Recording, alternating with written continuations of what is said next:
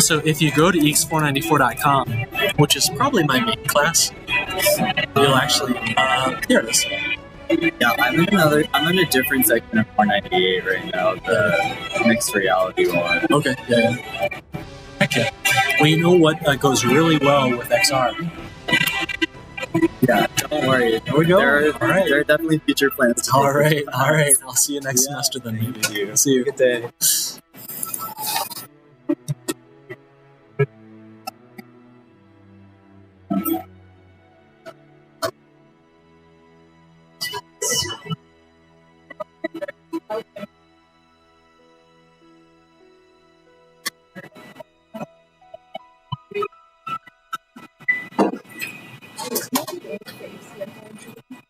I watched it and it was really cool. It was spooky though. It's a spooky game. Love everybody there.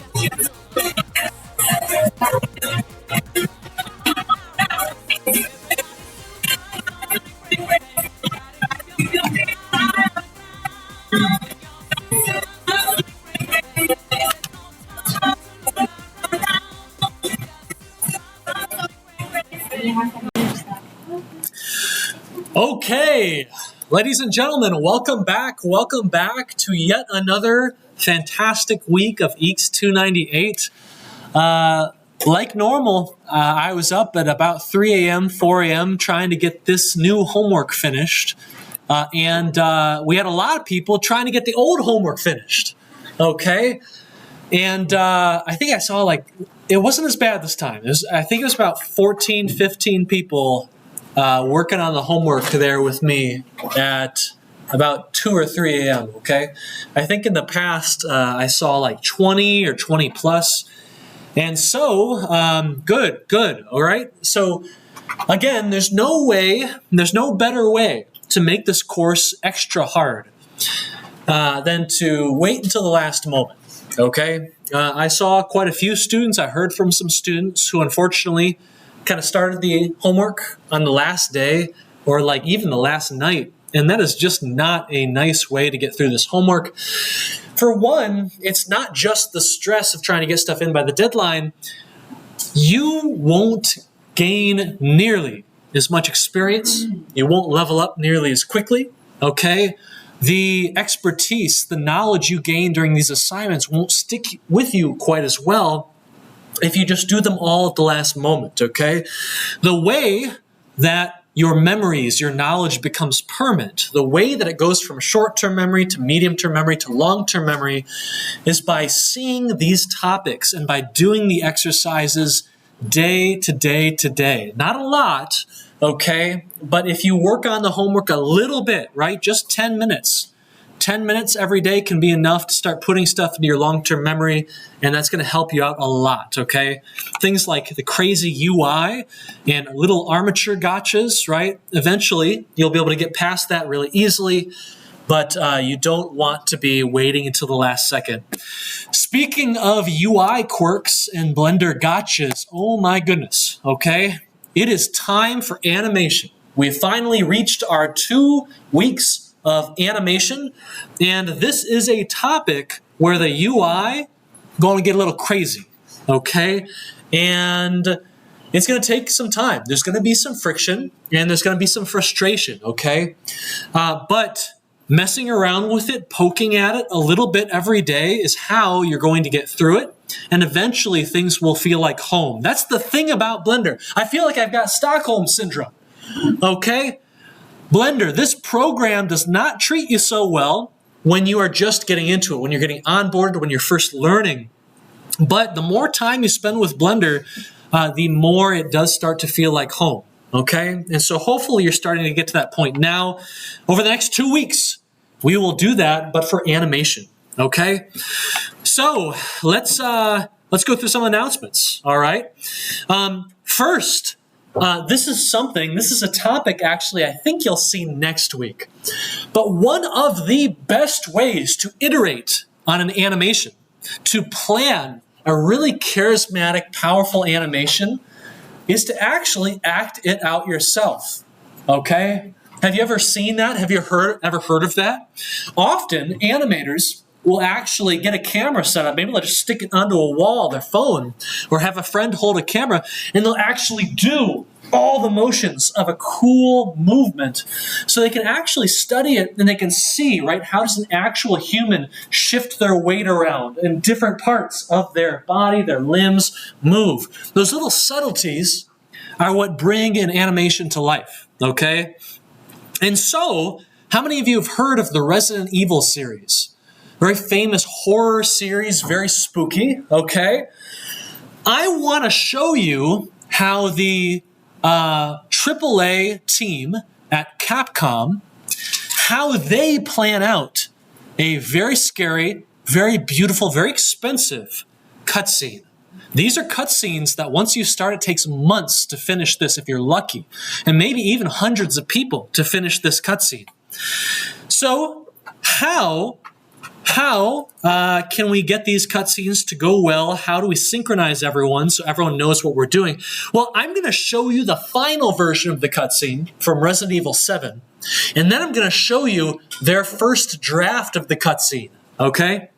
And for those who don't know what a cutscene is just a little section of animation or film in a video game where the player doesn't have any control. So let's go ahead and take a look. Resident Evil 7, a warning, this is a very gory, scary game. So here we go. These people we're about to meet are cannibals. Where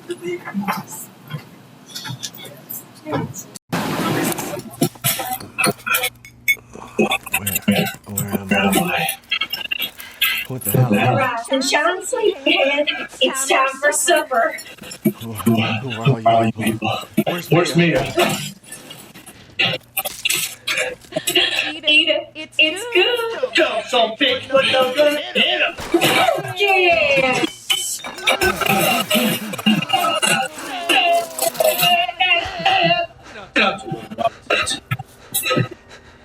Hit boy's got to eat.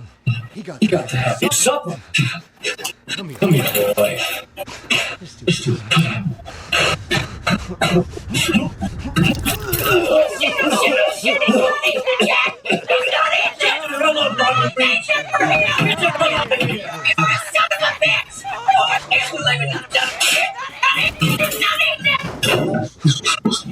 Special feast.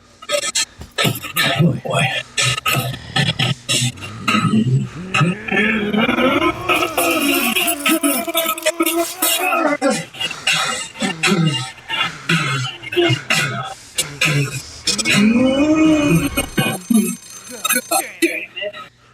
There's a cop in.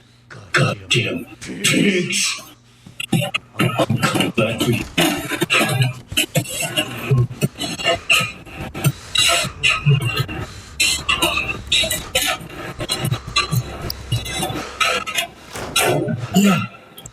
Okay, the player then breaks out of this chair and the main gameplay segment begins, okay? Spooky, and if you look at this really gorgeous scene, absolutely horrific, okay? Disgusting in the best way.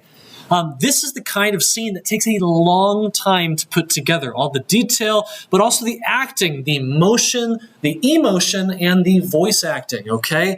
You have so many people that have to come together and have a synchronized vision to make something like this possible. So I want to show you the first version of this scene. It was actually made by the director of the game, Mr. Nakanishi, and a few of his team members, just a few. Let's take a look at the first ever version of that scene.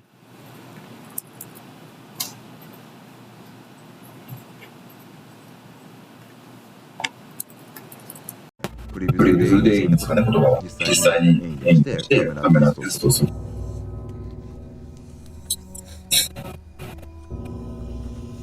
どうした食べないのかい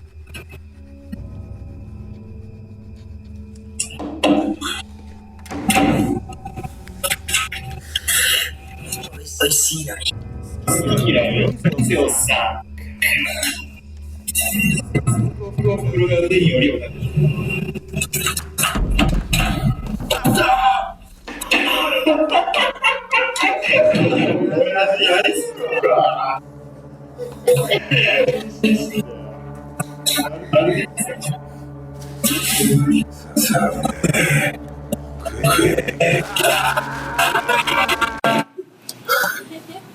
So my favorite part here is when the director of the game gets up to do his part as Jack Baker. He walks the wrong way around the table, and then he forgets his knife.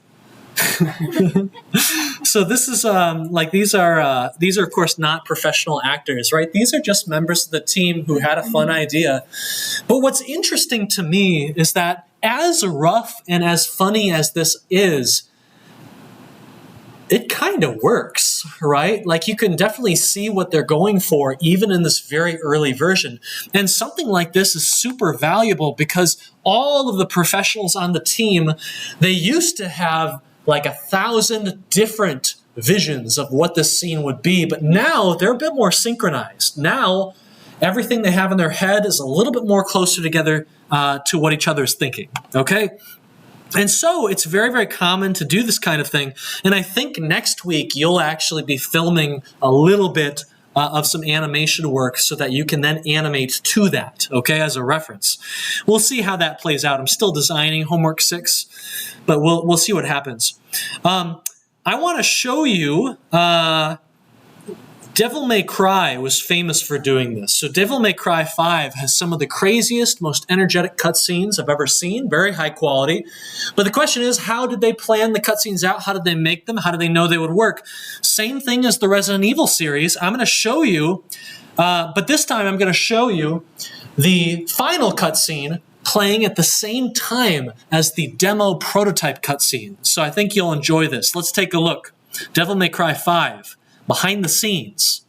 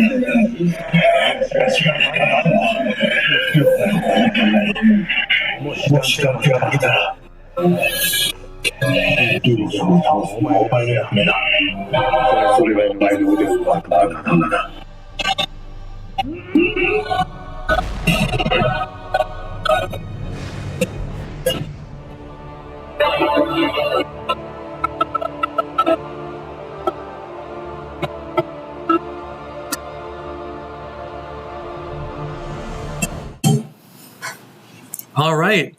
And so there you go, right? Very dramatic, but also very, very fun. You can tell the development team is having a good time. And of course, if the dev team is having a good time, there's a good chance we'll have a good time as players as well. Okay, let's keep going, all right? So Bad Apple, has anyone ever heard of it? It's a very famous Toho song, a song from a kind of famous shoot-'em-up game, shmup game, a bullet hell. Basically those games where you see a spaceship and 1,000 bullets, they're all trying to dodge. What's interesting about Bad Apple from our perspective is that it's a kind of like Doom in that it is a song, a music video that keeps showing up, an animation that shows up everywhere. So if you have new hardware or a new ecosystem in software or hardware, you'll try and port your song to it, okay? I'm going to show you just a couple seconds of the actual song, and then I'm going to show you it being ported to some other things. Let's take a look. Here's Bad Apple. This was made by a fan. This is a fan animation, which you will be making. You'll be making some of your own fan animations this week, actually.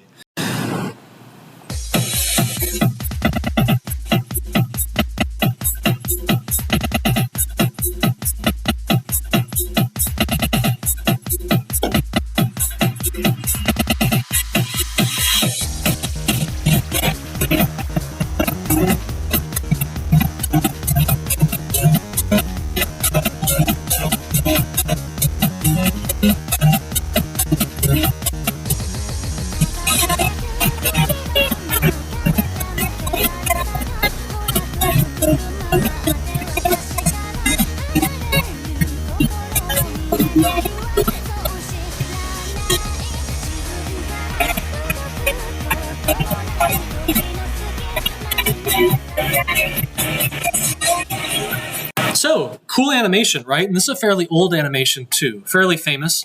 I want to show you Bad Apple, but it's in the Windows Explorer.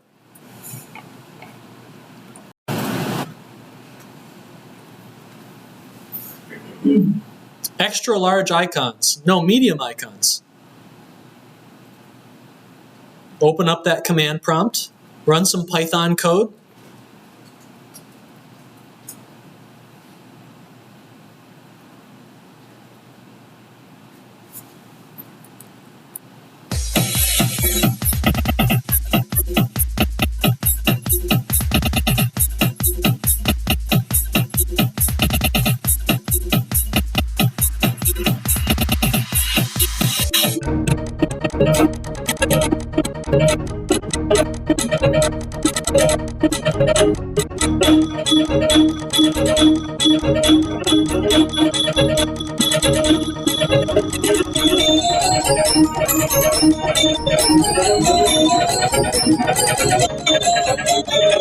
Okay, so I'll leave you to go explore the rest of the ports, but basically it's become a bit of a cultural thing in the animation community, which means I think you should know about it, okay?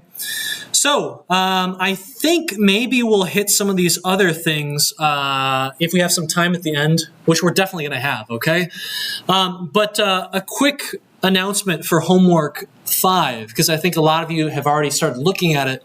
What you're going to notice is that the homeworks and the assignments in general are going to start to become a little bit less hand-holdy.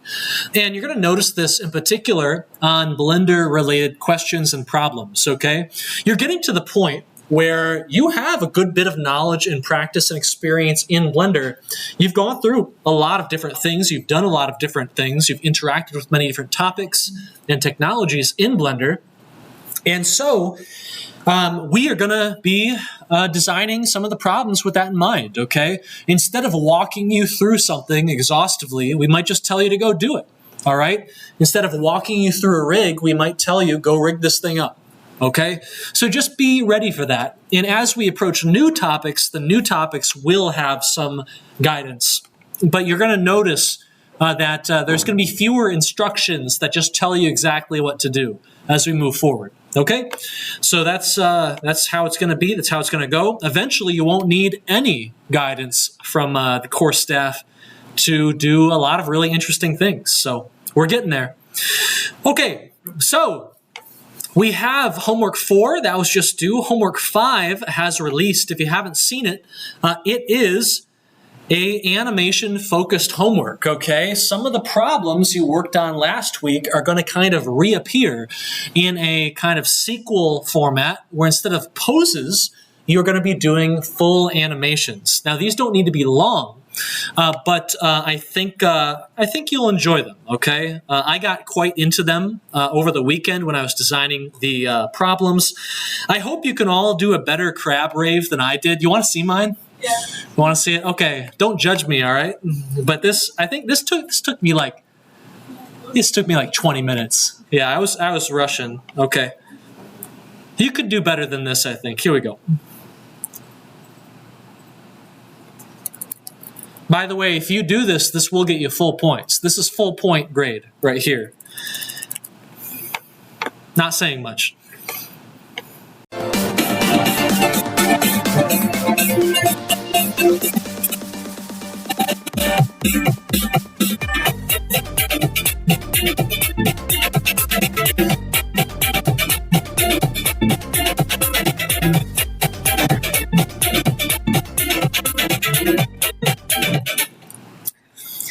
This is your weekly reminder that I'm an engineer by trade. So anyway, you'll have a lot of fun, I think, making animations like this this week. They're usually not very long animations, but you can make them as long and as detailed and as charming as you want. Next week, we'll be talking more about little animation techniques, right? So how do you add juiciness to an animation? The 12 principles of animation. That's kind of a little bit closer to the art side of things. But this week, we just want you to get a good feel for the technology and how to make an animation in general. And that's what we're going to talk about today, because I'm telling you, things can get funky fast when we're dealing with the Blender animation tools, okay? Things get wild, and there are a lot of things you can forget. You can forget just a tiny little thing, and your animation is looking weird, okay? And you don't know why. So you'll be doing some interesting things with some familiar characters. You'll also be creating characters. Not creating characters, you'll be animating characters, okay? And you'll, of course, end with your animated indie character. Now, I want to point out something for this final problem this week. So far, you have had to make a brand new character from scratch at the end of each of your homeworks. This week, you get to reuse last week's character or any character from a previous week if you want to. Or you can start fresh and create your own character from scratch. I'm just trying to save you time, though, because I have a feeling this problem, these problems, there's only 8 problems this week. And that reflects my nervousness that these are some pretty lengthy problems, okay? So you're going to want to start early, like usual. But if you can knock out one of these a day, I think you're going to be in a really good position, okay? You're going to have a really good time. All right, so you can go through this if you want to. Anyone play League of Legends? So you know this character? Yeah, it's pretty cool. Unfortunately? Is the character good? No, it's because I play League of Legends. Oh, because you play League of Legends. All right. Now, there you go. Okay. So, what I want to do today, I don't have a, deluxe, luxurious lecture for you.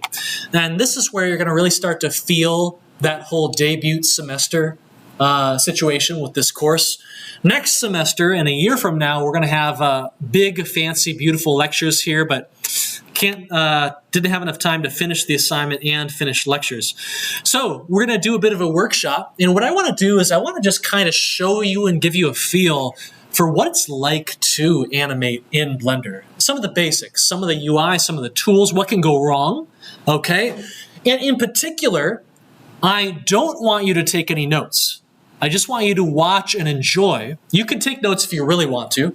But in particular, there are a lot of tiny things you might miss if you're far away. So if you're far away, if you can't really see the screen, I encourage you to just kind of swing up here, right, and get close so you can see well.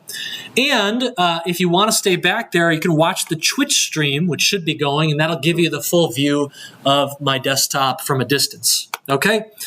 So what do we want to do? Well, let's go ahead and get in and do some animating, okay? One, kind of boring place to begin.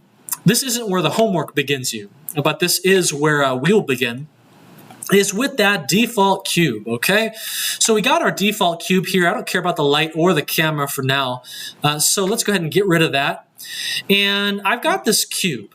And we could model it, we could turn it into a character, we could deal with its materials, but what I actually want to do right now is I want to make it move, okay? I want to make it move. You've done a little bit of movement animation already in some of the earlier assignments. But if I want to make something move, what we need to think about is the timeline. Okay, down here at the bottom of the screen, usually it's going to be your timeline, but if it's not there, you can go and you can click on this little nub right here, this little button, and you've got all these things you could transform it into. We could even make it a second 3D viewport if we wanted to, but we don't want to do that. So let's go ahead and go to the timeline. The timeline is really great for creating keyframes. A keyframe, as we've kind of already discovered, is a really good way to kind of store data. So store the rotations and positions of the bones of an armature, right? If you're making a bunch of poses, right, you might store a pose in a keyframe, and each keyframe could have a pose. But have you noticed what happens if you scrub back and forth? Usually you get like a transition. If you've got like a pose here and a pose here, you'll get like a transition between the two as you scrub, okay? That transition is really, really important. That interpolation is important. So if I say I want my cube here, okay, the first thing you want to do is you want to figure out what are my channels? What channels do I care about? Because those channels define the data that's going to be stored in the keyframes. Now, what on earth do I mean by that? Well, I want this cube to move. That's going to be my animation. I'm not going to rotate it. I'm not going to scale it. I got no bones, okay? I'm just going to move. And you know what I'm actually going to do? I'm only going to move on the Z axis. So here's something we can do. I can go to my cube right now, click on it. I can go to my object pane and I see my X, my Y, my Z. Here's what I'm going to do. You see this little dot on the right here? Actually, I could also right click and insert keyframe, but do you see this dot? I can click this dot right here and look at that. A keyframe has already been made for me. And in particular, if we go in here, do you see this little yellow dot? That's a keyframe. And if I click on this little arrow, I can actually dive in and I can look at what I have stored. So I can open the summary, I open the cube, that's the object's name. I open something called a cube action. What is that? Well, we're going to find out in just a bit.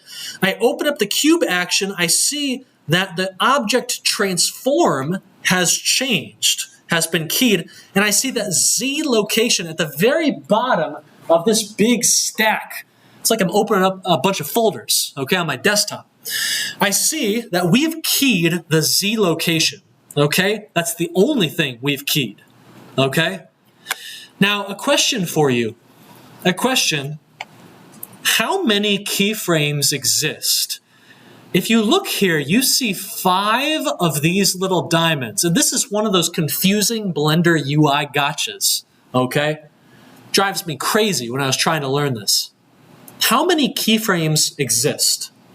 I'm on a frame 1, and I've got a keyframe here, at least one keyframe, but I see 5 of these little yellow diamonds. How many keyframes do I actually have? 5? 1. 1 is the answer because the UI is trying to tell me that I have 1 keyframe overall. Well, sorry. I have a keyframe on this frame 1, okay?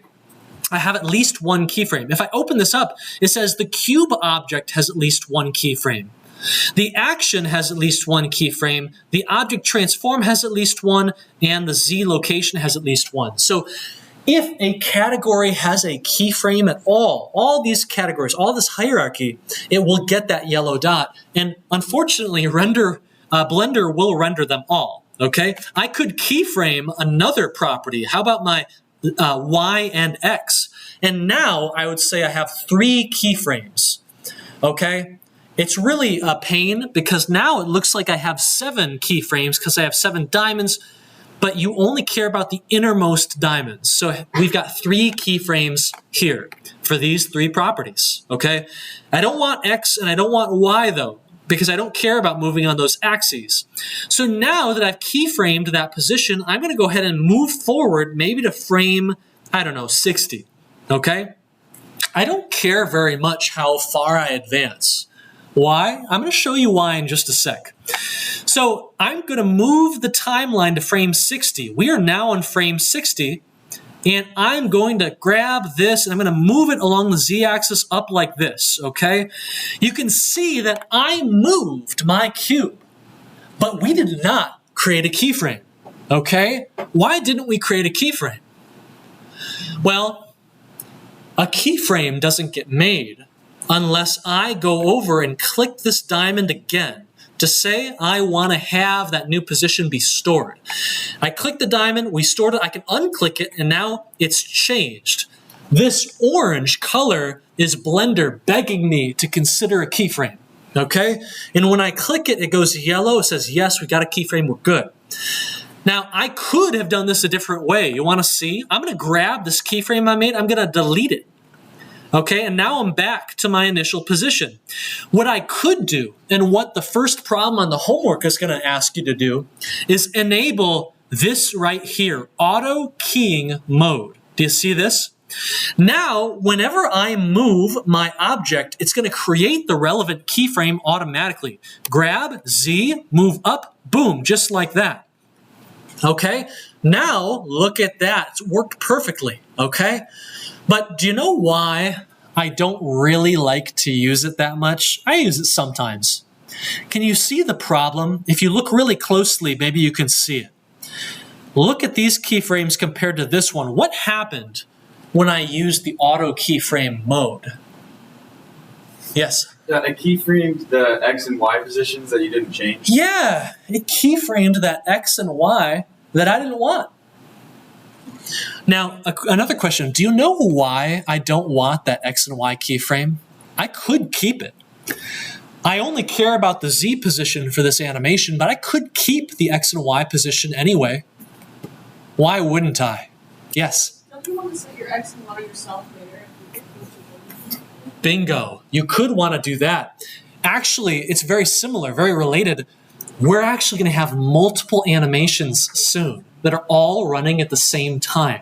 Some are going to use the Z-axis, the others will use the X and Y. We don't want those to interfere with each other. So, when you are animating, here's the big takeaway. When you're animating, you want to have a very careful look, not just at the keyframes, but what channels do you have? I only want my Z channel, so I'm going to go to X, I'm going to hit X. I'm going to go to Y, hit Y, and I just deleted that X and Y data, okay?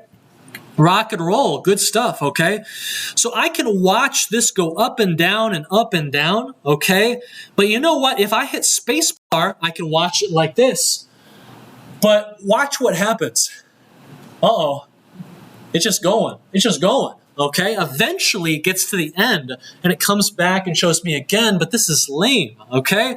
My animation is 60 frames long and I want Blender to know that.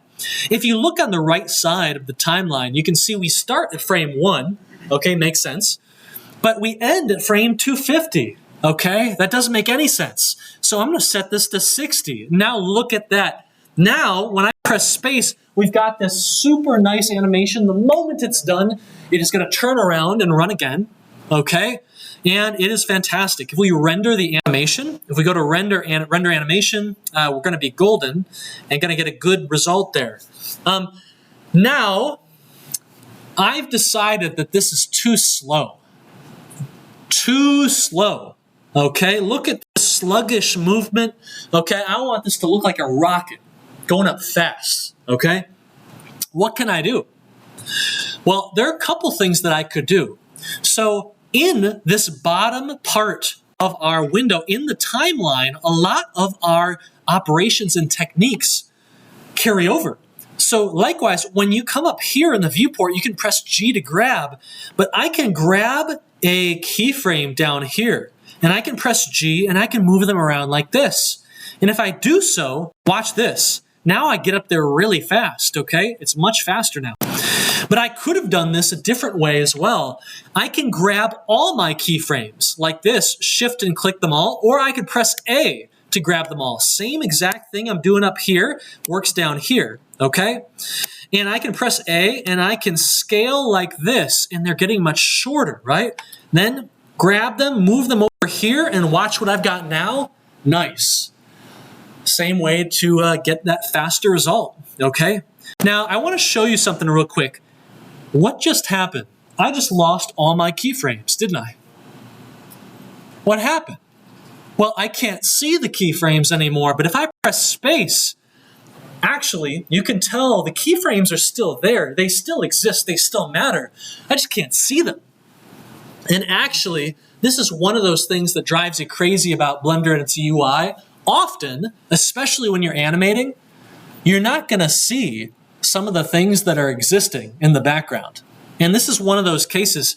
In this case, we can't see anything unless it's selected. We can't see the keyframes for an object unless we've clicked on that object.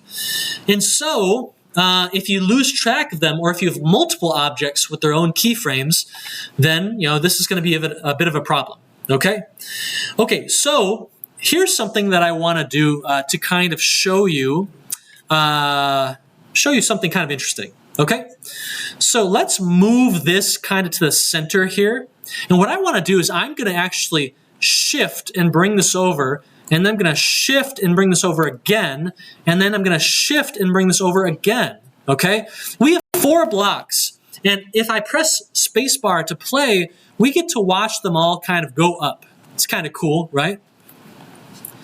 Now, I want you to notice something. These blocks have a strange way of moving. If you look at it closely, Or actually, let me see here.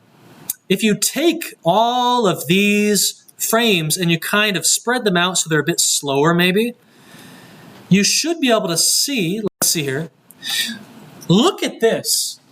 Actually, the blocks begin by going very slowly, and then they catch their top speed around midway through the animation, and then they kind of just slow down and perfectly park right at the end, right? It's this easing that I didn't ask for. I just got it, okay? By default, your animations in Blender will have the famous ease in out. Okay, and I actually want to show you what this looks like. I think the homework actually points out, has a really, really good GIF for explaining what's going on here. Let me see if I can find it. Sometimes I feel like we just cancel the lectures and you just do the assignments. No. Is that this one? Oh yeah, this one. Okay, so if you look here, we have a ball that is going backward and forward, always at the exact same speed. And it's very linear, it's kind of stiff animation, right? And over here we have ease in out. This is what Blender does by default, this on the bottom. What's happening is as we get into an animation, we kind of slowly roll into it. And then midway through the animation, we're going quite fast, and at the end, we kind of ease into that nice ending position. And as a result, it just feels very smooth and nice, very professional. But maybe we don't want that. Maybe we want something stiffer, like linear, because we're making a robot, okay? Well, let's go ahead and do that. Whenever you create keyframes, we'll do it on this one right here. You are also creating keyframes in the graph editor, okay? We have these keyframes on this object. I'm going to go away from my timeline. I'm going to go right below it, right? They're right next to each other because they're so related, okay? The graph editor. And if I look here, look at this. I want you to tell me, do you see these little orange balls here? These little orange circles? See this? This is another thing I don't like about the UI. You know what this looks like to me? It looks like I got 1, 2, 3, 4, 5, 6 keyframes. I don't. Okay? You know what I actually have? I have one keyframe right here, and I have the second keyframe. If you can't see it, you can kind of see it here, right? So we got keyframes on like frame 15 and frame like 45, around there, okay? And boom, frame 15 right there and frame 45 right here, okay? So you can see, if you look very carefully, this faint blue line. This faint blue line is showing us the curve that gets us from this like 1 Z position to the 4 Z position that we end at. So if I play, you can kind of see it. It's going along this curve. So it stays flat for a while, then it goes up fast, then it kind of smoothly comes in. I can make this much more severe. I can take one of these other circles, these are called handles. I can hit G and look at what I'm about to do.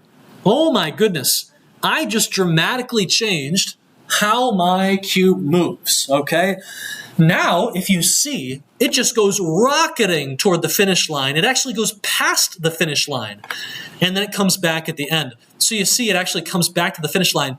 It reaches the end at the same exact time as the other cubes. It just gets there in a much different way.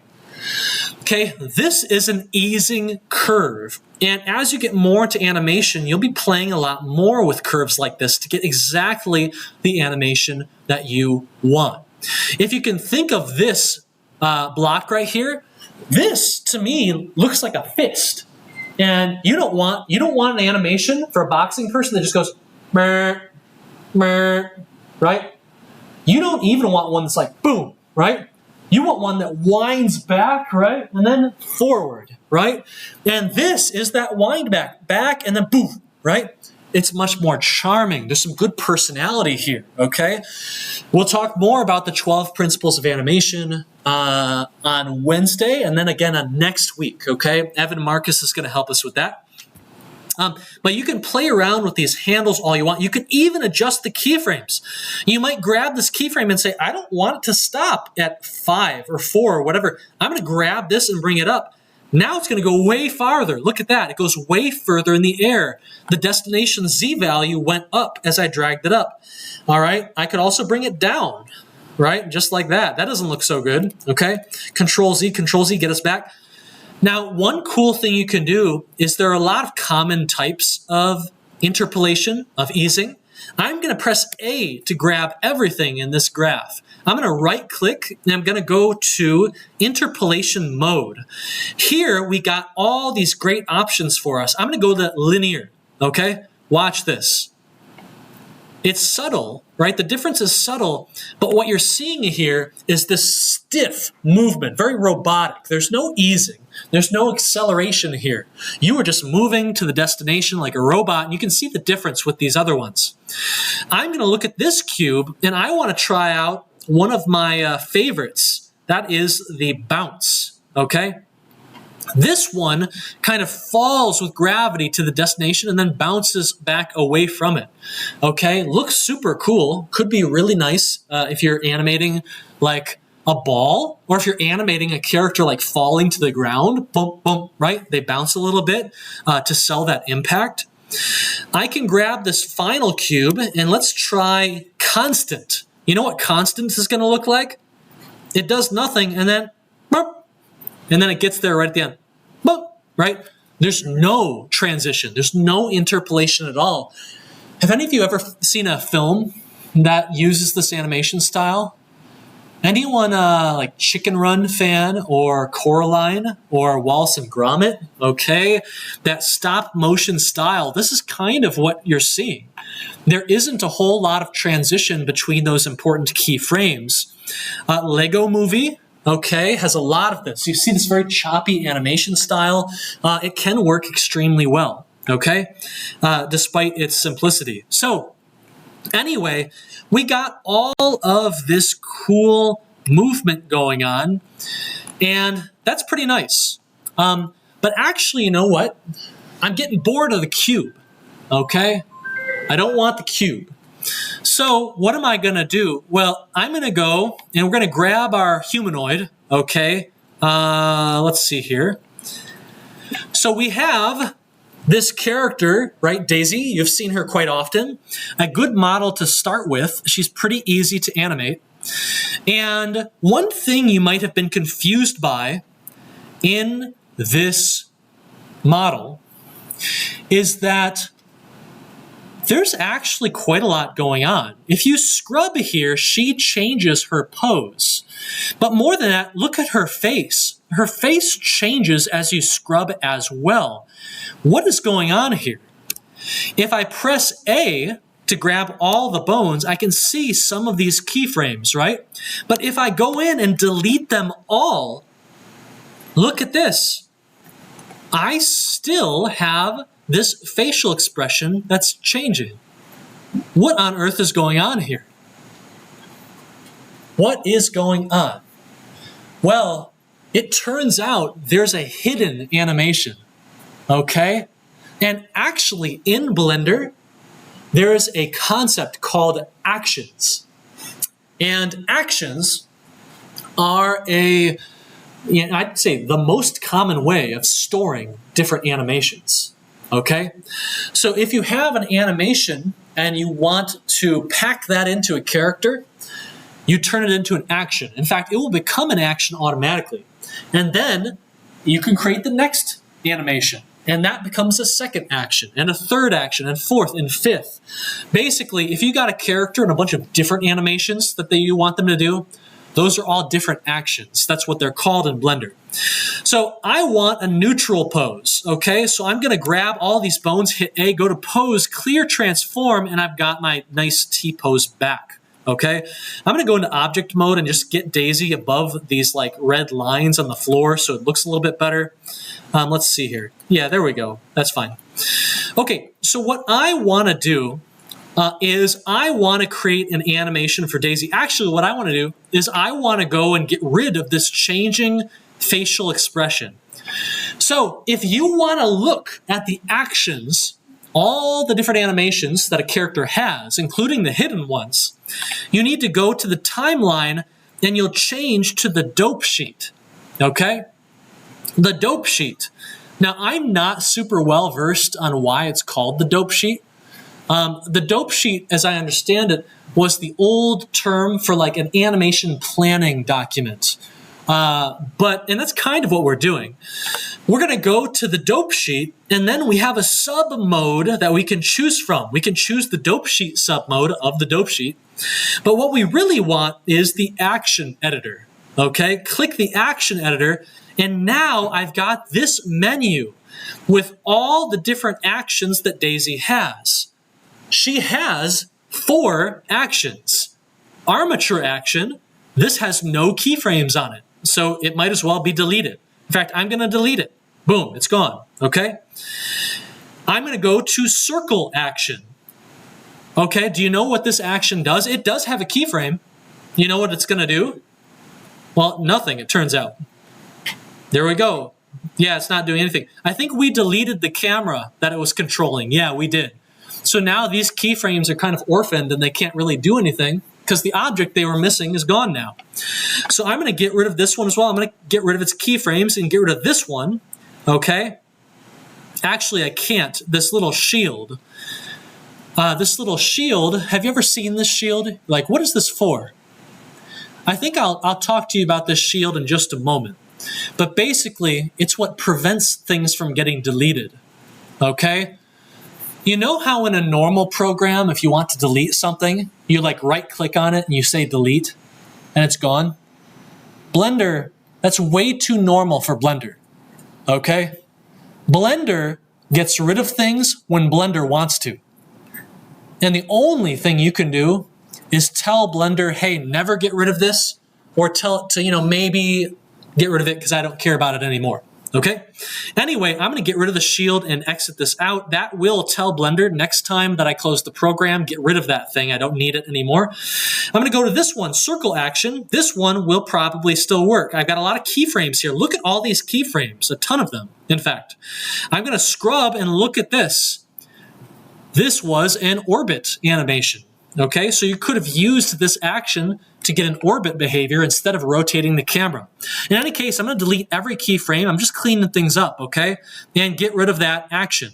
All of these 3 actions up here are now going to be gone. They're going to be toast. I go to the last action. These actions have terrible names, so we're going to have way better ones in just a bit. We've got an action called shader node tree action. And if you know how Daisy's face works, in the shading tab, right, this is where that value was programmed. Okay, it's a little bit hard to see. I think I have to unclick this. Yes, I have to unclick this arrow. So it will show me all the keyframes, even for things I haven't selected. Now I can see when the face changes, okay? And that makes sense. I can delete all of these, all right? And we'll just kind of leave Daisy with this kind of cool facial expression, kind of neutral, I guess.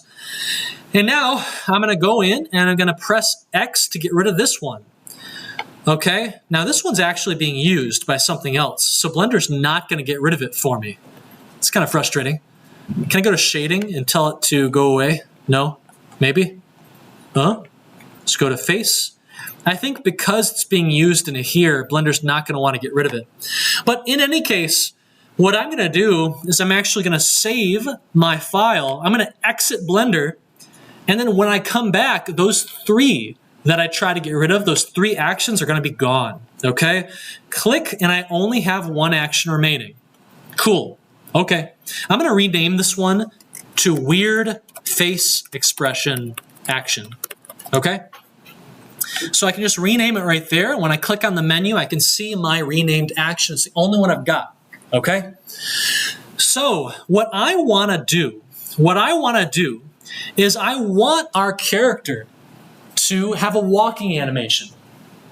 But you know what? I want it to be cooler than that. I want Daisy to be walking, and then I want her to be waving her hand at the same time. Okay? Walking and waving her hand, and you know what else I want? I'm so greedy. I want her to be breathing. Like an idle animation, okay? Characters look a little bit more alive when they have a little bit of motion up in their torso bones to indicate they're shifting or breathing, okay? You look at just a normal human standing there. There's that subtle kind of expansion and then compression near the chest that gives you that hint that it's alive, right? I'm not just a mannequin or a dummy up here, okay? I'm actually an organism. And so, how are we going to do this? Well, here's something I'm going to do, okay? I'm going to go create a new animation, brand new, okay? I'm going to go create a new action. I click the new action button, and I've got the new action name. I can even see it right in here. I'm going to rename this to walk, okay? And now you can see I have 2 actions in here. So that's a good start. And I'm going to click on this little shield so that Blender knows to never delete my action. I kid you not, it will delete all your work if you forget to do that. That's just how Blender rolls. And now I should probably go and animate something. So let's go ahead and make our armature visible. I'm going to go ahead and go to pose mode. I'm going to go into this walk animation, and I'm going to start creating some keyframes. So if you remember the reference from the link problem, actually, you know what? Daisy's kind of like rotated. She's not perfectly looking down the y-axis. So can I just kind of rotate her a little bit, maybe like that? Yeah, let's grab the whole object and do it, actually. So let's do this. This will make it a bit easier to animate. Nice. Okay. So let's go ahead and click on the armature here. And I'm going to go to pose mode so I can start making keyframes. Now, I'm going to turn on that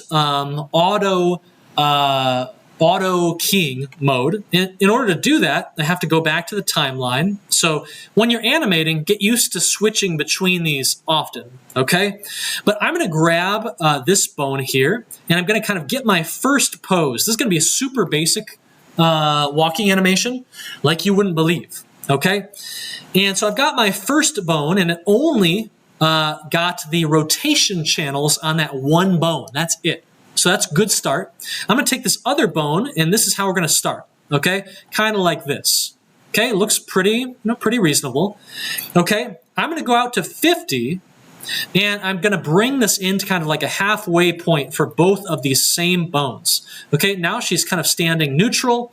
I'm going to go to 100, okay? And I think this one was coming back, is that right? Yeah, no, the one in the back is coming forward now, okay? Go to 100, I've got that one, and I'm going to bring it forward like this. I'm going to bring this one backward, and then I want to bring them to the center again. So you know what I'm going to do to cheat? I'm going to grab this, copy, okay? Copy this kind of neutral stance of the bones, and I'm going to bring it out to 150, and I'm going to paste like that. Now, I pasted the keyframes, but only for that one bone. So I got to grab the other bone and do the same thing like that, okay? Now, I have this animation. If I scrub, it kind of looks like this. This is super basic, but, you know, it works. It works for now. We can always add more keyframes later if we need to. I'm going to go back to my timeline, because I know this animation is only 150 frames in length. I'm going to turn off my auto keying. I'm going to go back to the action editor. And now I can see all of my keyframes. I can go ahead and press play, and I can see how fast they're going to play back. Now this just isn't really doing it, right? Oh, actually, wait a second. I need one more keyframe, don't I? Yeah, I need one more keyframe. Look at this hitch right here. You see this? Watch her legs, right? It just kind of snaps, just kind of, okay? We don't want that. So I'm going to have to grab these keyframes, and I'm going to put this on 200. Now let's see. Okay, let's see. Let's play this through. That's another general takeaway, okay? When you are animating, you're going to forget things. Oh, wait a second. Oh, we're not getting there. So I need to go to 200 now. Let's go to timeline. Let's extend this out to 200. And now I can watch and see the full actual thing. Okay, here we go. And look at that. Now it looks a whole lot better. All right, so not too bad. I think what I might do is I might go into the graph editor because I don't want these to stop like this, okay? I'm going to go to linear. And then what would you say about this animation right now? Okay, it looks stiff, I know that. Not very detailed.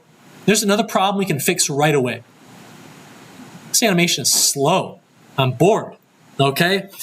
Be careful with these slow animations. It's very good for planning, but eventually here's what you want to do. Pause it, grab all the keys, S, bring them in like this. Oh my goodness, they're going to be so much faster. Now we're like speed walking, okay? Watch this. Okay? That's quite a lot better, but actually I want it to be even faster. So I'll make it a little bit smaller with S, get them back into place. Now, when does our animation end? Frame like 26 or 27 maybe? Wow, okay, let's go back to the timeline. I'm gonna go to 27, okay? And we're just going, and look at that. So I like faster animations because the faster the animation goes, the less time the viewer has to study and look at the animation. Thus, this takes my crappy animations and it makes them look better, okay? That's just how it is. Okay, so we have this walking animation, or to be more precise, we have the walking action, okay? But do you see Daisy's, like, hands? Have you ever seen, like, it's an older comedy movie, Will Ferrell, Talladega Nights. You ever seen that one? He doesn't know what to do with his hands, right?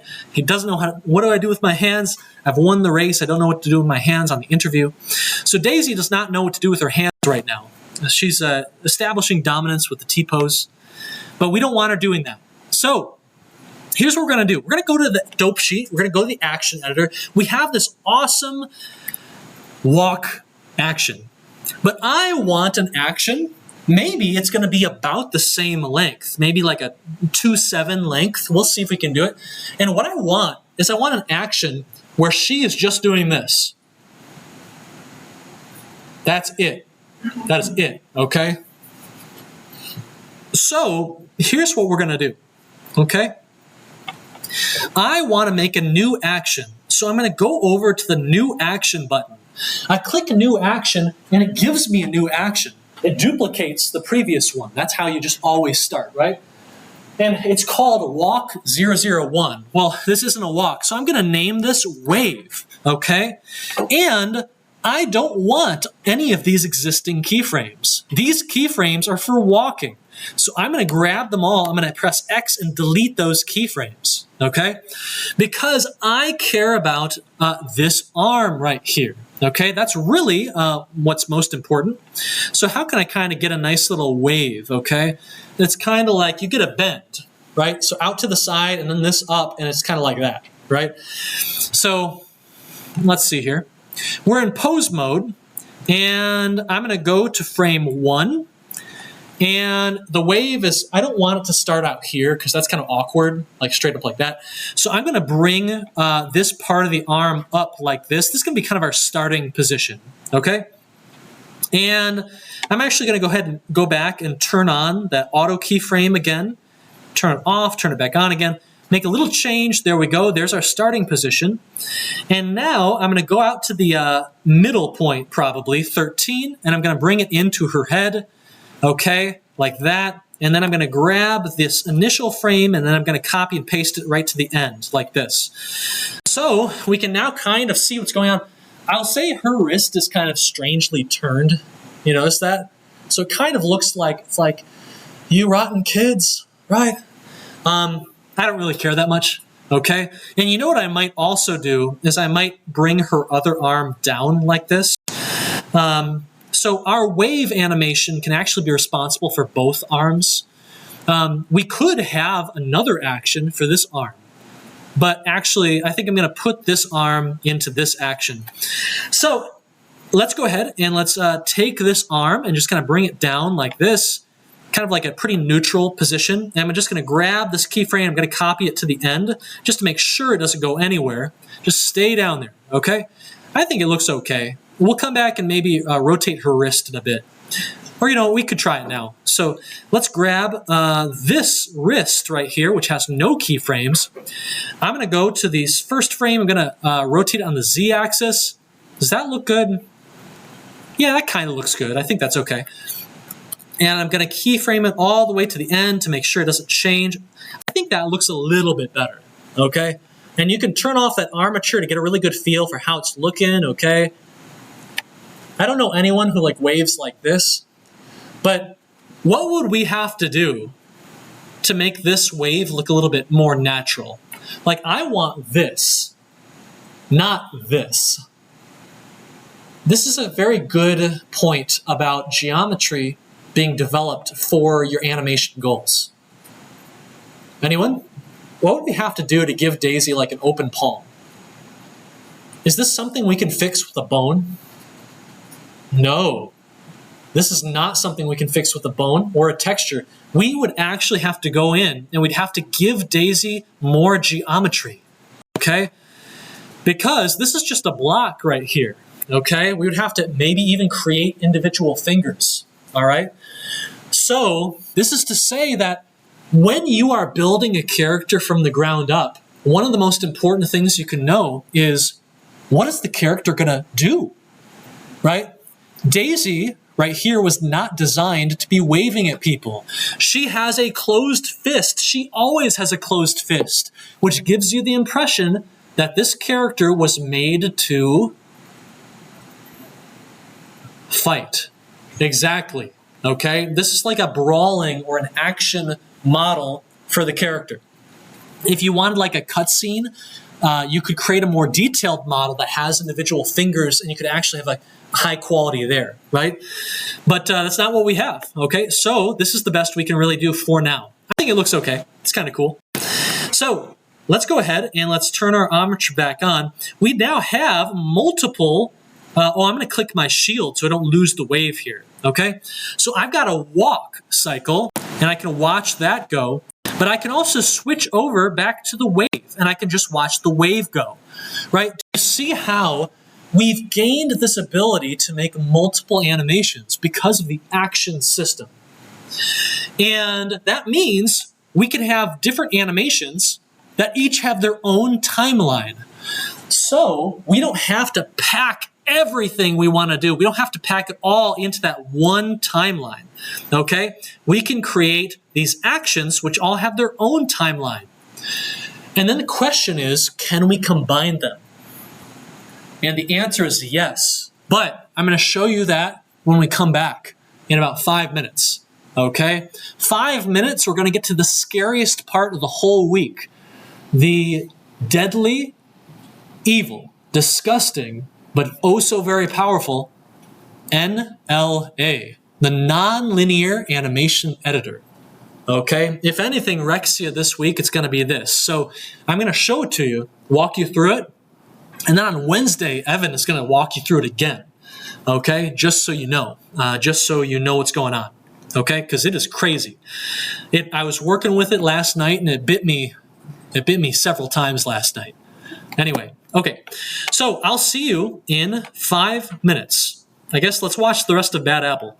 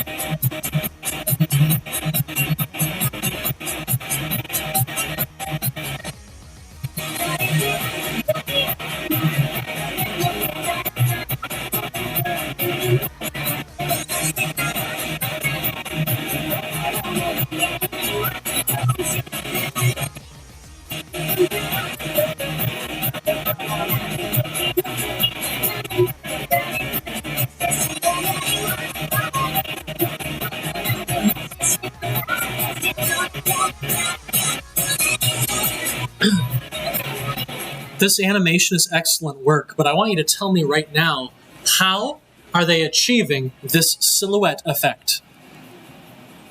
The characters, the 3D models, the way that light hits them is very straightforward. Okay? They're using a material on all these characters that you have used. What's the shader? What's the material they're using? Emission. Bingo, right? They're using emission with a uniform color, and they're simply having the characters animate, and on top of each other, because of that emission material, they blend into each other, and it looks amazing, right?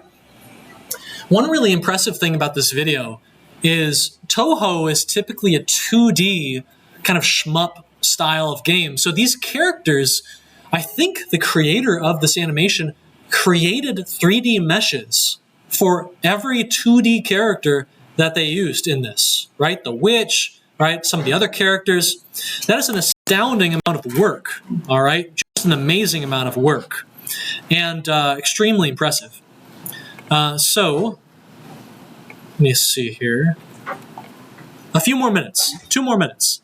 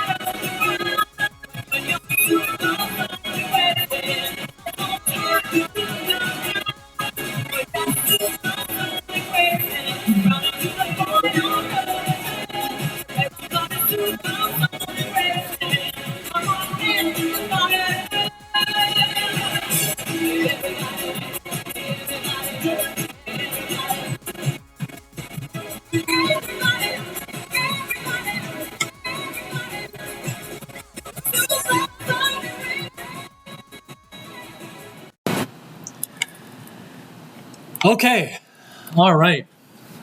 So, what we have are 2 animations. They've been packaged individually, okay? They are kept separated from each other via the action system, okay? And we have walk right here, and it causes just these leg bones to move and rotate, just these 2 thigh bones, okay? And if you click on the right bones, it will show you those channels, okay?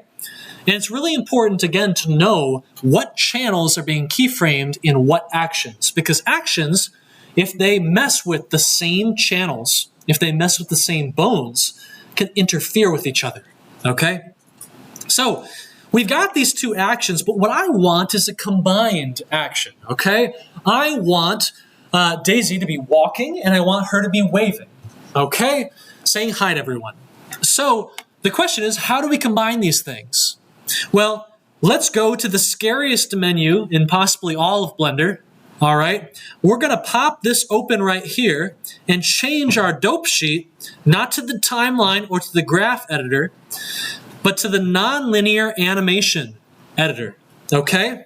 And look at this. What on earth is happening? In my experience, I'm not sure exactly why Blender does this, but Blender, when you open up the nonlinear animation editor the first time, it just has some crap here that you don't want. In fact, it has a lot of stuff here that makes it look more confusing than it actually is. We have some different things you can click. Boom, boom. These two black little rectangles, they're called strips, okay? But for now, forget they exist. I'm going to clean this up as much as I can. I'm going to grab these strips. I hit X. Oh, hello. Right click. Delete strip. And it doesn't delete. Okay. I'm going to delete these tracks. These gray things over here are tracks. These blue things you don't need to worry about too much. Okay? Now, this is about as simple as we can get the nonlinear animation editor to look. Now, what you see here is the eye object, the mouth object, the armature object. The armature is what we care to animate right now. That's what's going to make her move. So forget about these two blue areas down here. We care about this one right here. Okay? So do you see this orange strip right here? I want you to pretend it's just one big button. And all that button does is it instantiates, it creates an action on our track. Okay? What on earth does that even mean? Well, let's say that I want Daisy to walk right now. Okay? What I can do is I can go over to walk and I can choose over here on the right what animation that I want her to be doing. Okay? Should she be waving? Should she be walking? Okay? I'm going to click this button. It says push down the action. And this is going to turn it into a strip. Okay? This black strip is an action. It's the walk action, but now it's on a layer. It's on a track. Okay? What does that even mean? I mean, this is barely any different than the action editor. Well, here's the magic. Watch this. I'm going to go back to my little orange yellow button. You see how it says no action? I'm going to go and load up another action I want to push. I'm going to click on the menu. I'm going to go to wave. Now you can see that wave is right here. And if we scroll, we get a preview of what we're going to get. Look at, she's waving and walking at the same time. I'm going to click push down. Okay? And now you see I have a waving track and a walking track. I can rename these if I want to. Let's just call this track, track 1. This is going to be track 2. Okay? And now I can put these right next to each other, and as we move forward, I get both actions to play at the exact same time. I can press spacebar and watch them like this. If I get rid of the armature, oh, that's kind of cool, isn't it? You can imagine, actually we might do this in a sec, we could have an action where she's like looking around with her head. Wouldn't that be cool? Kind of like this, right? That would be a little bit more alive, right?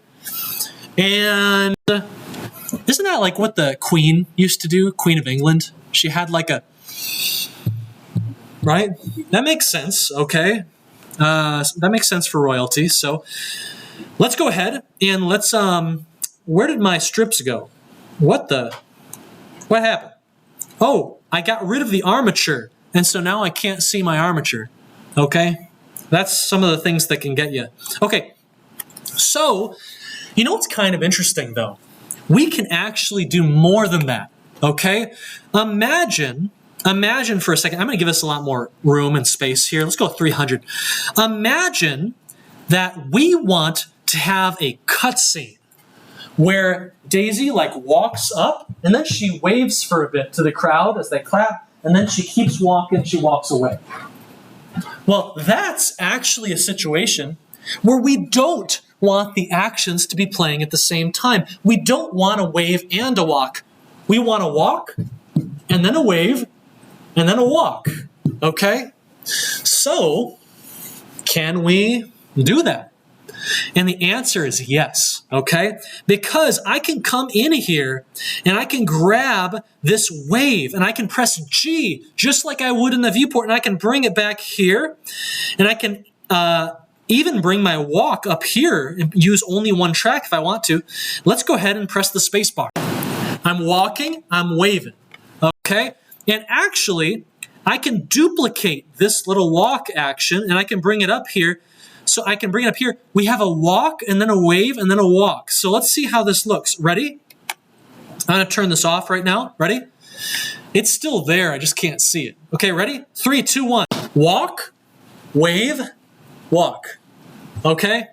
Now, you might have noticed, like, there's something wrong with her hands. Okay? Like, what do I do with my hands? Okay? So what's something that we could do to fix this? Any idea? Yes? They have those swing bars on it. Yeah, we could have an action where she's like this, right? Or what we could do, actually, you know what we should probably do? We should go into the walk action, and we should tell the walk action not just to deal with her legs, but also to deal with her arms. So this is going to create a conflict, because we now will have one action where she is moving her arms and legs, and then another action where she is moving her arms. Both of those actions want control over those arms, right? Well, there's a way to resolve this, and I'm going to show you how in just a moment. For now, we have this pretty cool little cutscene. I like it a lot already. It's kind of neat, even though the arms are kind of messed up. So I want to go in, and I'm going to go back to my action editor, my dope sheet action editor. I want to deal with that walking animation, and I can just watch it happen right here. Oh, you know what? Watch this. Do you see this? I want to be editing my fantastic walking animation, my walking action, but look at this. It's showing me the cutscene, the NLA. Look at this. I press spacebar. I want to just see walking, but now I see her waving. What's up with that? Well, one of the reasons that animating in Blender is so difficult is that the different menus, right now, the action editor and the NLA are fighting each other, and the NLA has won. That's why I'm seeing the NLA animation right now. So you know what we have to do? We have to go to the NLA and tell it, don't run this track, or this track. Okay, I'm not sure even why that one is there. I've turned off all my tracks. Now, when I go back to the action editor and I press play, I only see that action. That's it. Okay? So this is something you have to keep in mind. And if you keep this in mind, it'll make everything much easier in Blender. All the different menus and views and tools, they're all running at the same time, sometimes even if you can't see them. And often you'll want to be making an action and editing an action, but actually the NLA is running, it's rocking and rolling, and it's messing with the 3D viewport and what you see. So you have to remember to turn things off to simplify your situation. In this case, we turn off these tracks. The NLA is now not a problem, so you can go and deal with only the action editor. It's going to be nice, okay? So let's do that, all right? How long is this action? I'm going to grab everything. It goes to 27, okay? So what do I want to do? Well, let's go ahead and see if, let's see if we can get to this position and just get the arms to be neutral. Okay, so I'm going to go and I'm going to go to timeline, turn on my auto keying again because I'm animating. I'm going to go to the dope sheet. I'm going to bring this arm down like this. Okay, looks pretty good. Like that. So that looks good. Now I want to go find the other moment when the legs are kind of equal. So there, I want them there. Now the question is, what should I do to kind of get them rotating? Okay. So what should I do? Should I have her arm kind of out? So kind of opposing the leg here.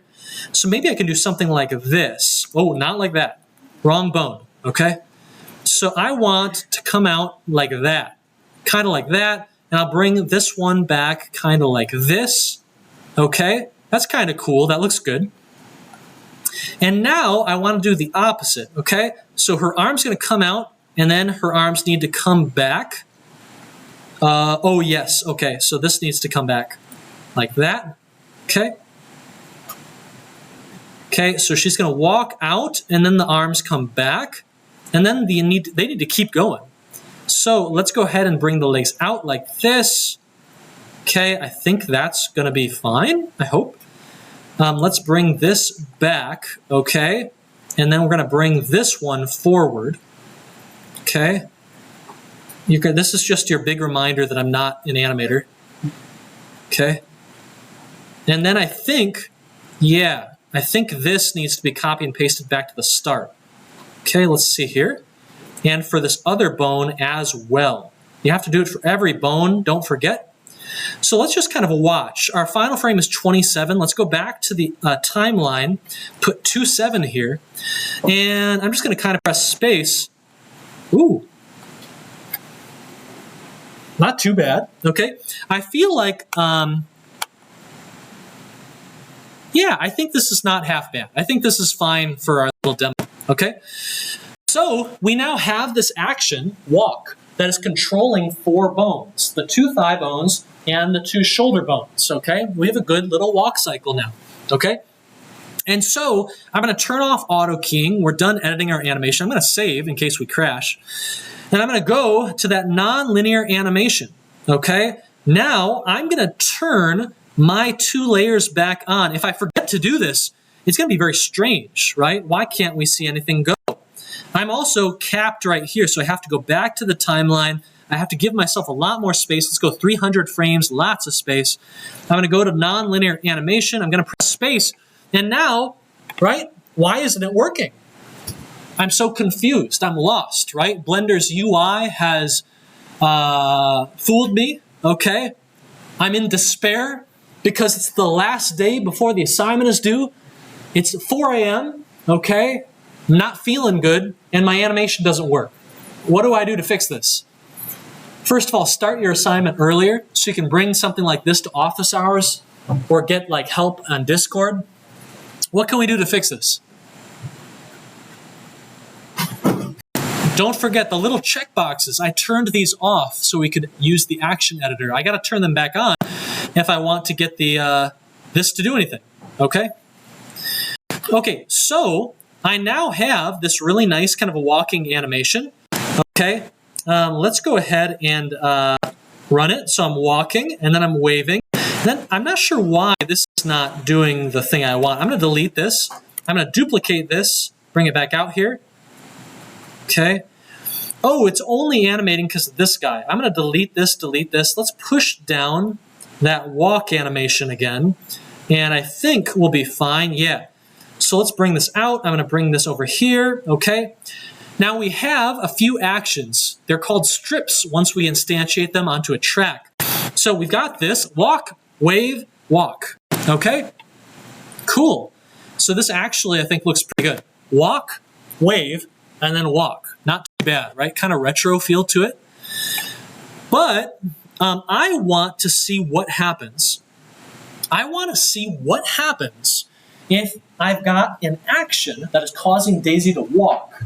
And then we have another action playing at the same time, another layer at the same time that wants control of her left hand to make her wave. What's going to happen? We're going to have 2 actions that's going to be fighting for that left arm, okay? Let's see. Here's what I'm going to do. I'm going to delete one of these, and I'm actually going to tell this little walking animation, I'm going to put it on the second track. I'm going to tell it to repeat itself. Over in the properties here, I can look through all my properties. I can tell this animation to repeat twice. And I'm going to put this little, oh, actually, what I really need is, let me see, I'm going to grab that wave. I need a wave here. And boom, I got my wave. Now it's right here. It's been turned into a strip. So here's what I'm expecting to see. I don't know if it's going to happen. But I'm expecting to see a walk cycle. And then when we get to this second area, we'll be running the wave and the walk at the same time. But here's the thing. The wave is above the walk. So the wave should get precedence. It should get priority. And Daisy should go from waving to waving with one hand and walking, and her stride should continue with the other hand. Let's see what happens. I don't really know. We're going to see, okay? I'm walking. Wait, why is she waving her hand? What on earth is going on here? She's waving her hand. Is the action editor running? Let's see here. Let's go to nonlinear animation. So we don't have any. Let's get rid of the wave here. Hey. I know what's happening. Oh, I know what's happening. So this walk is only controlling her shoulder bones. If we want them to stay out like this, we need to also key her other bones down her arm. Okay, so this is just how it goes when you're animating, all right? At least when you're an engineer animating. So let's go ahead and go back to walk. Now, I really like how this, let me see here. I want these to be back to normal. Let's go to clear those, straighten those out. I've got this bone keyed and I've got this bone keyed and they just look fantastic. But I want to key this bone, so press I, and I want to key this bone I. And I think, yeah, that'll give it to us. Let's go ahead, and I think that'll keep it straight like that. I want to key these two as well, so I and I. Okay, so now this walk action is not just controlling the shoulder bones, but they're controlling the mid-arm bones and then the wrist bones as well. So hopefully when we go back to the nonlinear animation, we will see, oh, look at that. Fantastic. We don't have any weird, hand going out there at a weird angle like that. We just got that nice, stiff, straight walking animation. Now what I want to do is I want to bring in that wave. So remember that orange track, it looks like a track. Why did they make it look like a track? But it's not. Okay, I'm going to go in and I'm going to click on it. And I'm going to change it to the wave. And then I want to push that wave down to make it an actual strip that we can use. Okay, so here's what I'm expecting. Wait, what? What is going on? Why is it going crooked like this? Just because we got the wave chilling out here. What's strange to me about this is that the wave should not be active until the very end, okay? So that looks just fine to me. But why is it active when we are not even at the end here? So when we get out of it, does it go back to normal? No. That's very, very weird, okay?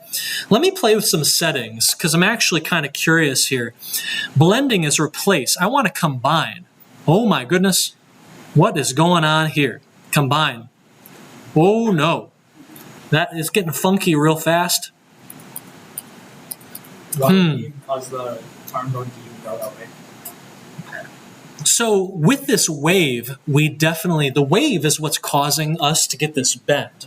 What I wonder is why are we getting that bend to happen before the wave track has even started?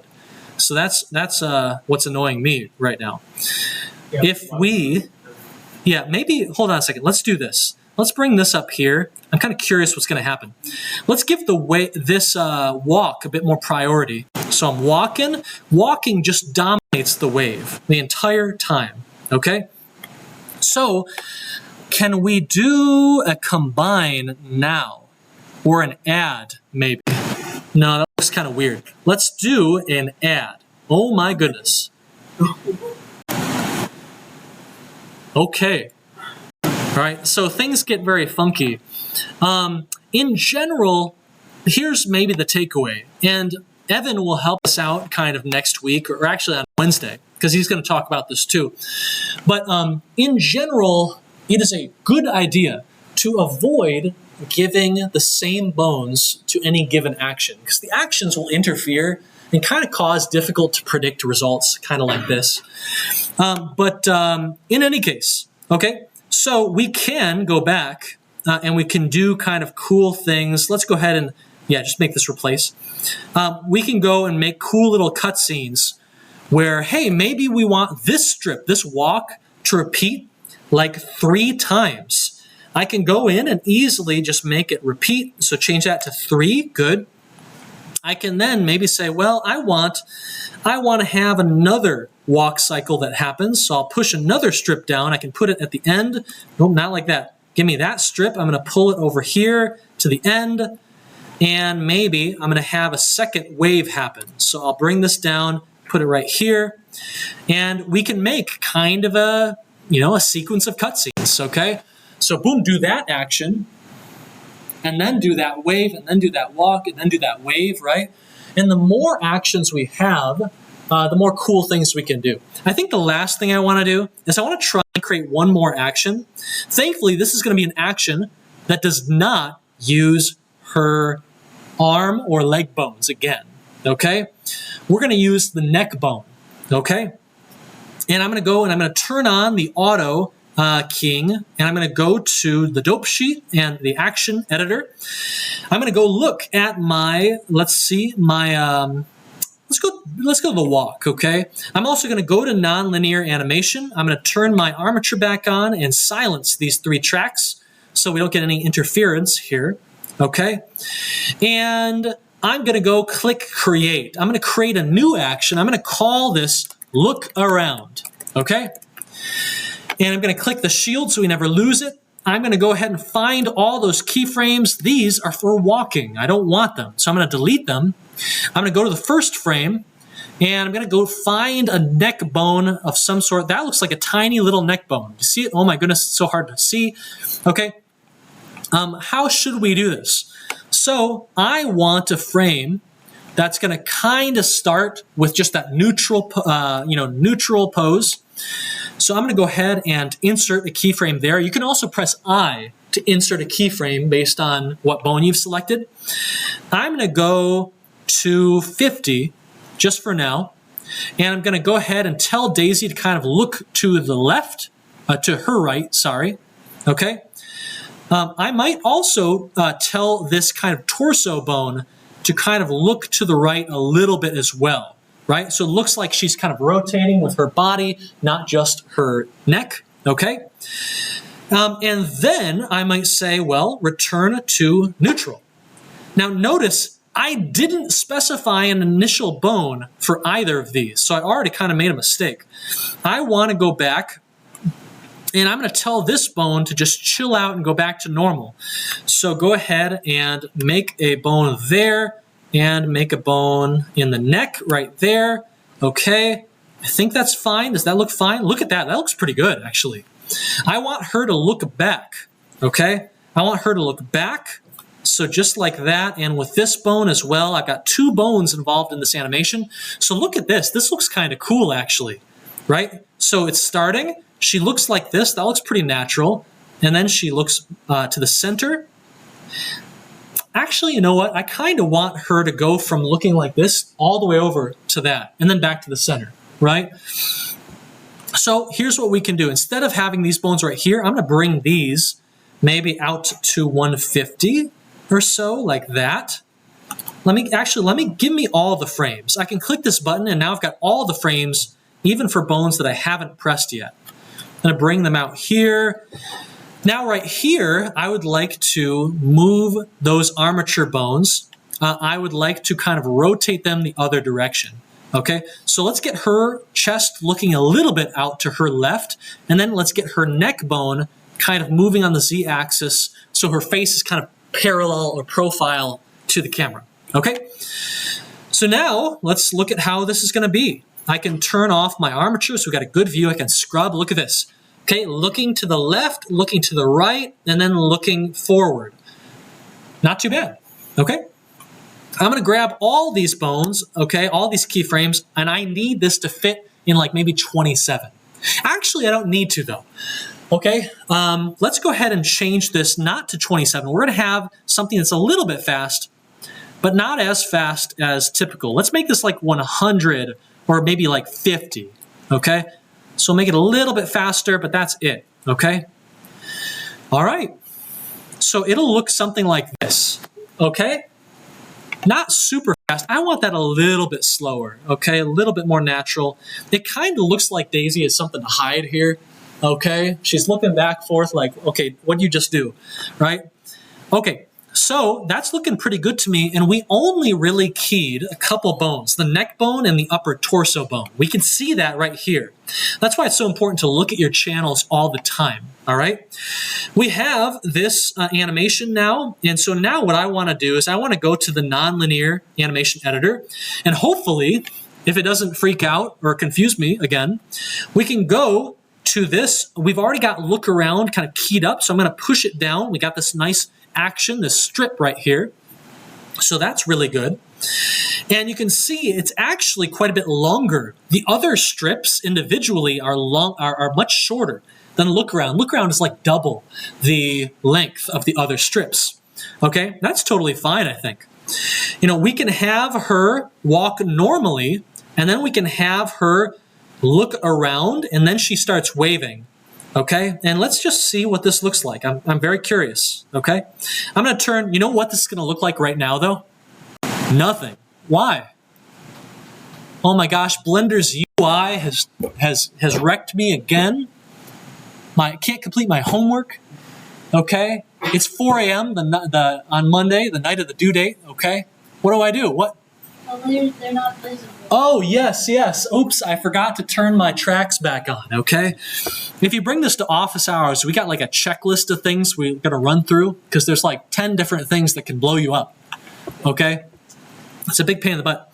Okay, so I want to turn on the walk track, all these tracks, okay? Actually, I'm not even using this track, okay? What's going on here? I don't even need it, really. I can get rid of that one, and I can also get rid of track 2. Okay, well, here we go. Let's press spacebar, and look at that. She kind of looks around. That's kind of cool, isn't it? So let's bring it back here. Watch this. She's walking, and then she's like, oh, hello, and then she keeps walking. That's kind of sick, isn't it? I like it. So let's do this. I actually want her to kind of walk in, but then she looks around, or actually, you know what? She should look around the first time, and then she's more confident, and then she doesn't look around, okay? So let's press the space bar and see how this one looks, okay? Okay, she's looking around like, wow, look at all the people here. Hey, everyone. And then she walks off the stage, right? So you see how the way that you kind of set these actions up creates a little bit of a different feel. It creates a different story, okay? A different narrative to what's actually happening. We can try to experiment. So let's say we want her walking around and looking around the entire time. I want her to like constantly be looking around, actually. I have no idea how that's going to look. I think she's going to look like she's nervous or something, but let's find out, okay? So here we go. Okay. She's just constantly looking around like, oh my goodness, now she's waving to people. Okay, I want that first wave to be longer. I think that would have looked really good if that wave was a little bit longer, okay? So I'm going to bring this out here. I'm going to bring this wave in. So now I'm going to do the wave twice, okay? I'm actually going to make this repeat twice, get a little bit more waving, and then she walks away, okay? All right, let's see it. I'm going to go ahead, and I'm going to turn off the armature, zoom in so you can see it, evaluate it, maybe a slightly different angle, okay? Maybe turn this off. Okay, good view. Ready? 3, 2, 1. Okay, she's walking in. She's like, oh my gosh, there's so many people here. Hey, everyone, how's it going? Yep. And I'm going to keep walking. Bye-bye. Looks actually not that bad, okay? One of the really cool things you notice is that if you choose a low poly art style for your geometry and your materials, your facial expressions, right? If you have a cohesive low poly art style, the animations, if they are lo-fi, not super detailed, they kind of fit. They kind of look pretty cohesive, actually. If this were actually a cutscene from a game on itch.io, I would be like, yeah, this kind of fits with the, basic graphics. Basic graphics plus a basic animation feels cohesive. It feels good, okay? Not too bad. You can do much better than this, by the way, all right?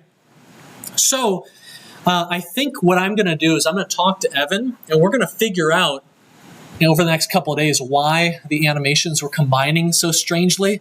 Because one of the cool things you can do, at least in Unity, I've done it, is you can say, I want to be running these two actions at the same time. And the actions have the same bones they're using, but one of the actions is going to win out, or you're going to blend between one action and the other to make the hand like raise up and then go back down when you're finished, okay? So lots of cool things can be done with the NLA once you kind of know what's going on. And you're going to do maybe a little bit of that on the homework, okay? But as a general principle, Your life is much simpler if you create actions that don't use the same bones. Okay? So just be a little bit careful about that. The looking around action works perfectly with the other two because it uses the neck and torso bone and nothing else does. Okay? That's why it works so well. Okay? Does anyone have any questions? So I'm sure you do. And again, you don't need to memorize any of this or memorize the UI or the gotchas because the homework is actually going to walk you through all of this step by step. And it's going to show you some videos, okay? But there's one final thing that I want to do, okay? This is a cutscene. This needs to be exported. This whole thing needs to be exported, okay? To a game engine. In other words, if you look at this entire animation, don't look at the individual actions. The action where the animation where she walks up, she's waving, she's like, hey everyone, how's it going? And then she walks on, right? I want a new final action that gives me all of that, but in one action, okay? That's called a bake. It's called an action bake. You are taking all these different actions that make up this one animation, and you're saying, take all of these and put them into one action. And this is very common for if you want to record a film, or if you want to reuse this kind of thing, or if you want to export it to a game engine, which you're going to start caring about big time in like 4 weeks, okay? We're not far from Unity. In fact, you know what? You are 2 weeks away from your big break, okay? Your rest. The homework 7. Mwah. Okay, homework 7, chillaxing, okay? 3D print some stuff. It's just simply not that hard, okay? You got 2 weeks to do it. You know how many problems you got on homework 7? So we had, the first homework had 15 problems. Second had 14. I think third homework had 13. No, I didn't plan it that way. This previous homework had 11. How many problems does this next homework have? 8. And I'll say probably animation 2 assignment, probably going to have like, I don't know, like 7 or 8 problems, I think. Okay? If they get really heavy, maybe I'll go down to 6. You know how many problems are on homework 7? 2. Think, oh yeah, all right, okay, I'm gonna like homework 7.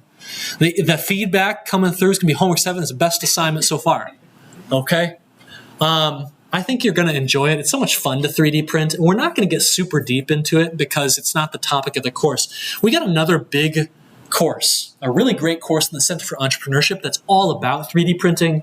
We're just kind of getting your just kind of whetting your appetite for 3D printing. That's pretty much all we're doing. 3D printing and some photogrammetry, okay? Anyway, basically, you've been working super hard, and I'm super proud of you and all the work you're putting in. I'm super impressed. And so we're going to give you a break. That's basically it, okay? Then we will go into game engines, second half of the course. Shouldn't be too bad, especially, how many of you have familiarity with Unity? Oh, goodness, okay? Yeah. You're gonna have a pretty easy time this second half of the course, okay? But we'll see, all right? Because it's one thing to get things working in Unity, it's another thing to make them look good in Unity. So we'll see if you can manage that. Anyway, here's what you do, and I hope this actually glitched out on me last night when I tried it. I had to do it twice, and the second time it worked. I didn't change anything. So like that's just Blender, okay? So here's what we're gonna do. I want to take all this stuff right here and I want to bake them, not into 1, 2, 3, 4, 5 actions, but into one single action that I'm going to call cutscene. Okay? So here's what I'm going to do. I'm going to go to 0. I'm also going to cap the timeline. It looks to me like we end on frame 184. Okay? So I'm going to go back to the timeline and I'm going to go to 184. And I'm going to go back to my nonlinear animation editor. I'm going to save one more time just to be a bit paranoid. And I am going to go into object mode. okay? You'd think the bake button would be down here somewhere. Maybe it is down here and I just don't know it. But one place I was able to find it was go to Object, go to Animation, and then you can find Bake Action, okay? I get this little menu and it has all these little options on it. And I'm going to uncheck only selected bones because I want all the bones. And I'm going to go to Pose. If you leave it on Object, rest in peace, okay? You're not going to get anything. So hopefully we get something, all right? Last night I got wrecked. I'm going to click, and it says nothing to bake. Well, that's not a good start, is it? Now, if I go to Dope Sheet, let's go to Action Editor. I can't see, yeah, we don't have any new things, okay? Why didn't it bake my stuff? What's up with that? Oh, why can't I see my armature? Oh, maybe that's why it wasn't highlighted. Well, in any case, I'm going to go to my armature, click on it. We're going to try this again. I'm going to open the nonlinear animation editor. I'm going to go again to Object, go to Animation. I want to bake an action, please. And I'm going to go to Pose, okay? I haven't selected any bones, but we're going to try this. Go to OK. And look at that. I did not get the nothing to bake. So Blender knew what I wanted that time, okay? And if you look here, we have this button that gives us our strip. It's queued up with this new action called Action, okay? Now, I want to go give this a proper name. So I'm actually going to go and I'm going to turn off my layers here like I always do when I'm going to the action editor. I'm going to go to the dope sheet in the action editor. I'm going to go and find that new action called Action. Now I can't see any frames here, but that's because I haven't selected any bones. I can go click on this little thing and I can see all of my bones have these actions on them. Look at these keyframes. Oh my goodness.